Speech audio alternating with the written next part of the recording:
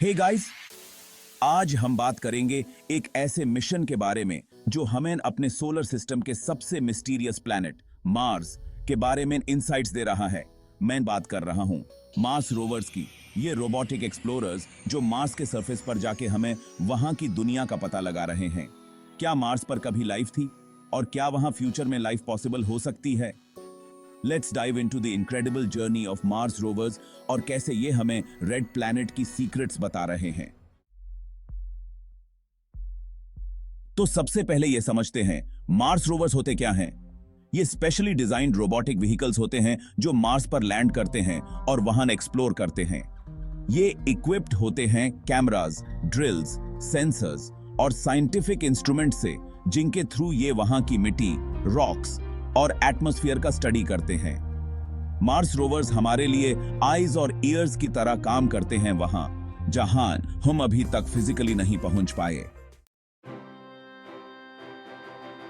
सबसे पहला Mars rover था सोजर्नर, जो 1997 में नासा के मार्स पाथफाइंडर मिशन के साथ गया था। ये एक स्मॉल रोवर था, लेकिन इसने प्रूव किया कि हम रोबोट्स को सक्सेसफुली मार्स पर लैंड करवा सकते हैं। फिर आए स्पिरिट और अपॉर्चुनिटी रोवर्स 2004 में, जिन्होंने मार्स को और डिटेल में एक्सप्लोर किया। इन रोवर्स ने हंड्रेड्स ऑफ किलोमीटर्स ट्रैवल किया और मार्स के सरफेस का डेटा भेजा। और फाइनली 2021 में आया परसिवियरेंस, जो अब तक का सबसे एडवांस्ड मार्स रोवर है। परसिवियरेंस रोवर को मार्स के एक स्पेशल एरिया में लैंड करवाया गया, जिसे जेज़रो क्रेटर कहते हैं। साइंटिस्ट को लगता है कि इस एरिया में कभी वाटर फ्लो करता था, और अगर वाटर था तो शायद लाइफ भी थी। परसिवियरेंस का मेन मिशन है एंशिएंट माइक्रोबियल लाइफ के ट्रेसेस को ढूंढना।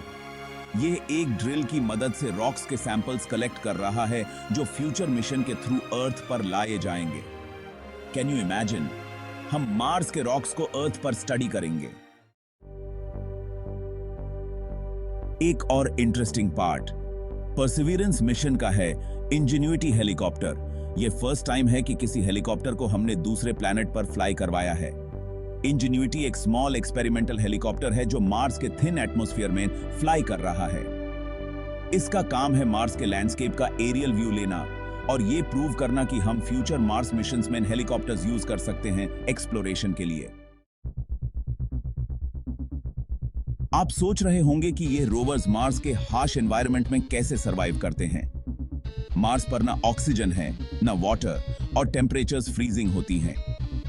रोवर्स को स्पेशली डिजाइन किया गया है ताकि ये एक्सट्रीम कंडीशंस झेल सकें। सोलर पैनल्स और न्यूक्लियर पावर से ये एनर्जी जनरेट करते हैं और ऑनबोर्ड कंप्यूटर्स इनको कंट्रोल करते हैं। ये रोवर्स अपने सराउंडिंग को मैप करते हैं ताकि इजीली नेविगेट कर सकें। What have we learned so far? Mars rovers की वजह से हमें मार्स के बारे में बहुत कुछ पता चला है। पहली बात तो ये कि मार्स पर कभी वाटर था। जेज़रो क्रेटर के रॉक्स और सेडिमेंट्स ये दिखाते हैं कि कभी वहां पर रिवर्स और लेक्स भी थी।